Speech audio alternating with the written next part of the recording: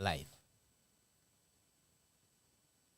Good morning and welcome to the Miracle of Mushrooms. I'm Oliver, coming to you live late at night in Bangkok, Thailand, home of the natural source of thunder shrooms. As you might be familiar with in the Dock of Detox store. And today and every week at 11 a.m., we're going to be having a nice discussion about thunder shrooms to explore what's amazing and powerful inside the mushroom that awaits you to help you unlock your maximum healing potential. So today is the first episode, and we're going to start off pretty light. And we also have some questions that some of you have wrote in, and also in response to our last show, which I did prior week with Dr. Fong of IGF. So today we're going to start light, answer a few of your questions, and if there's any of you listening live who want to ask or share your own personal experiences with the thunder shrooms and how it might have helped you, or if you have questions about how best to take it, that's exactly what we're here to answer for you. And every week, Tuesday, same time, 11 a.m. EST. So I'm really excited to be here with you. And even though it's a bit late over here, I feel very full of energy and I feel excited to share really what we know now to be nature's most powerful immune gift for human health.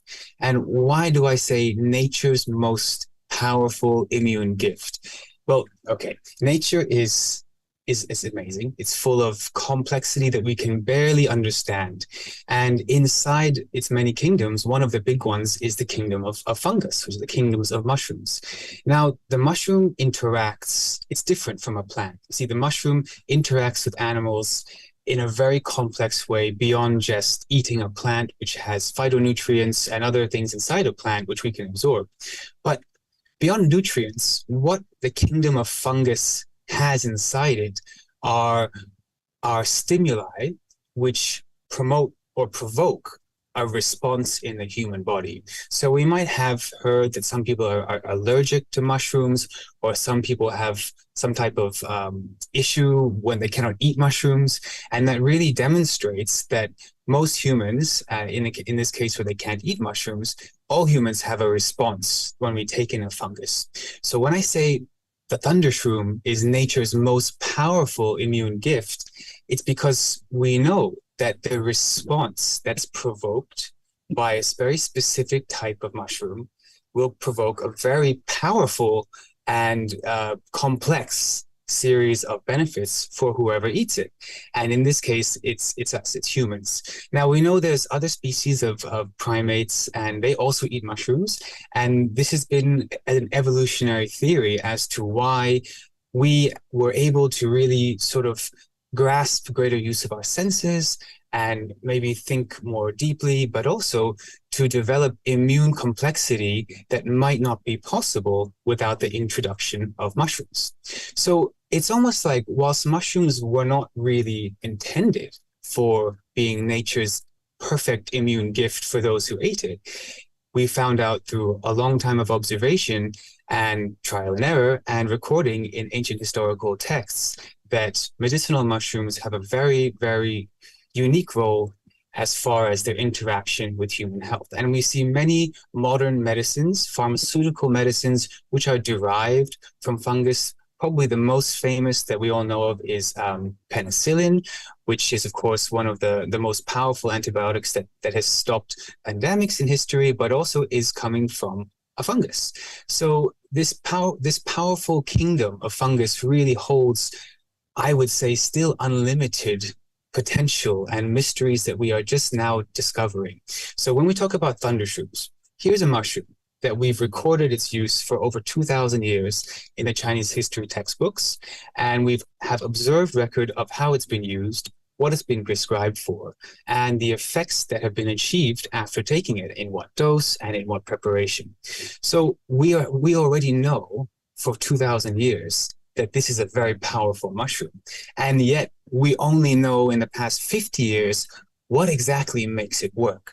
So we have this ancient wisdom, especially which we preserve in Asia, which is part of our medical background. And we believe that medicine is really a combination of balance with treatment. A treatment is only as good as the state of balance we can help the body to return to.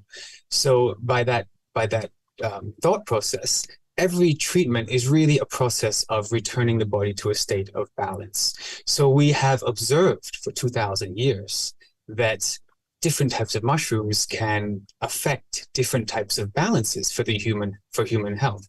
And only recently, in the past 50, 60, 70 years, have we been able to use modern scientific research to really unlock the molecules, to identify what are nature's most powerful healing immune compounds that exist in the thundershroom, and really what are the parameters where we can best yield the most effective and most sustainable source of active ingredients that occur naturally in the mushroom.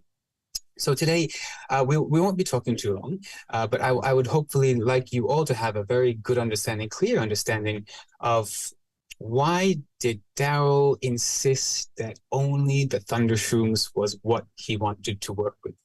You see, there's a lot of uh, traditional and herbal medicines out there, mushroom-based or plant-based, and I'm sure Daryl sees a lot of them all the time. And when we talked about thundershrooms, there was something he could sense, something he could see, that he knew something was different about this mushroom. And that's exactly what the ancient traditional texts have said. They first actually misclassified the thundershroom species as the 1 million-year-old reishi mushroom. Now, many of you might know reishi is a very common, fast-growing medicinal mushroom we use in Chinese, Japanese, and Korean medicine. And it was this thundershroom species, which the official name is called felinus mushroom or sanghwang mushroom in Korean. This mushroom, thundershroom, was mistakenly thought to be the 1 million-year-old reishi mushroom. Now, it turns out back in the day, we didn't have such advanced ways to identify species of living mushrooms. So we just said they're all cousins of each other. Now, modern day science and biological techniques, we know that thundershrooms is a completely different species and interacts with the human immunity in a different way and almost an opposite way to reishi, which is meanings that it's not fair to even think of it in the same group, let alone name it as such. So this is where I mean we have our observed wisdom of the effect of medicinal mushrooms for thousands of years. It's only been able to be recently explained with modern science. So with our recent understanding, now we know a lot more about how the mushroom works and why it's so powerful. So why did Dao specifically insist on this one mushroom? Is because of the benefits that are brought by this particular combination of active ingredients that occur naturally inside the mushroom is unique to thundershroom, the species Felinus mushroom. In most Western countries, I think you might be familiar with chaga mushroom or reishi mushroom, which you can see are becoming very popular as health food and drink, or other types of nutraceuticals. But in Asia, we refer to these mushrooms as really medical potential. So we really want to look at exactly how they're prepared, how they're dosed, and the case precedent of people who've taken this particular extract and what they've experienced. So what I want to get to today is mainly we've done a little overview about mushrooms in general, and I would just like to talk about a couple of the most seasonal issues that I think are on people's minds. So we're just coming into cold and flu season. I know many of you live in colder climates where this is a important topic. So we talk about immune health and the benefits for immune health that thundershrooms can provide.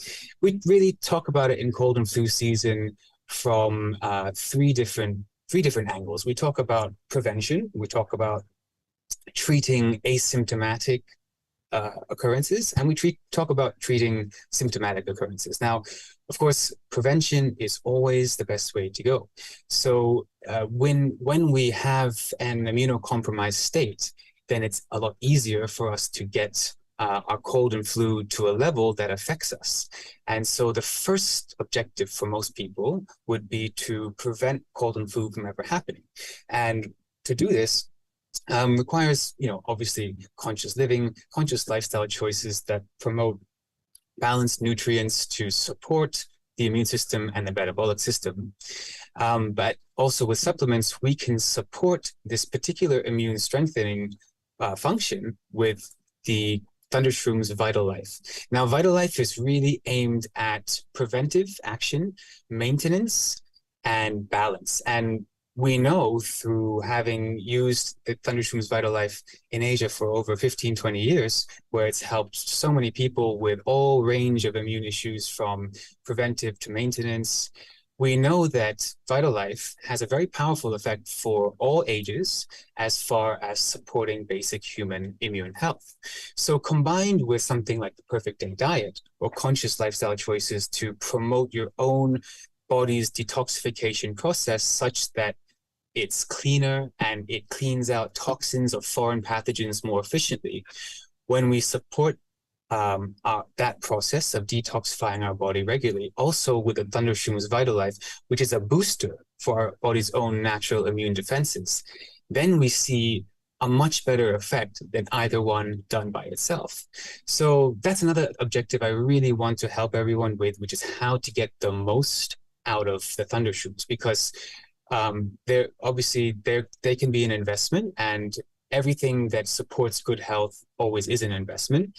And we want to make the most of that investment by getting the most effect out of it and for the purposes that we really need it to. So as we come into cold and flu season, something like the Vital Life, just 1 or 2 capsules per day, combined with conscious lifestyle decisions about diet, rest, structured water, and really nutrients are a big role in preventing the occurrence of cold and flu beyond what our body can naturally handle. Because our immune system is extremely powerful. It has so many layers and levels of interaction where we can recognize threats and neutralize them with either singular cells or different groups of cells working together in harmony. So our immune system is actually very powerful, but the thing that weakens it is the way we live in modern life, and mainly through environmental exposure to free radicals,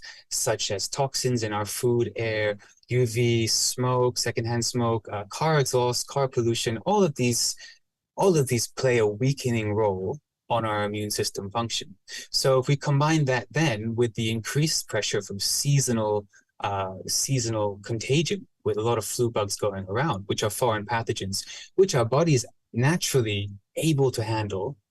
But if it's in a weakened state, then a little flu pathogen might be much more difficult and might enter our body unopposed, unchallenged, and unchecked. And this is when we can go from something that's a regular immune exercise, such as interacting cold or flu pathogen and getting it out of the body, how something so commonplace can become so critical or life-threatening is if our immune system is just not strong enough.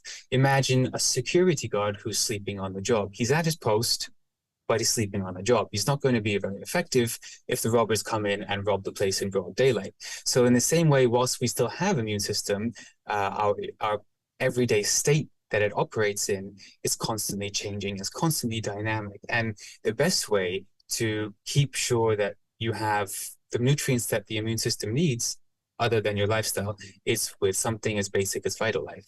Now, if we're talking about more serious progressions of cold and flu, then we talk about critical care, because critical care is now, whilst both Vital Life and critical care are from exactly the same mushroom, the way that they're extracted and the way that they're produced is going to yield a different combination of active ingredients inside. Now, that's something that is very unique and special to the research center in Thailand, Japan, and Korea, where this research comes from.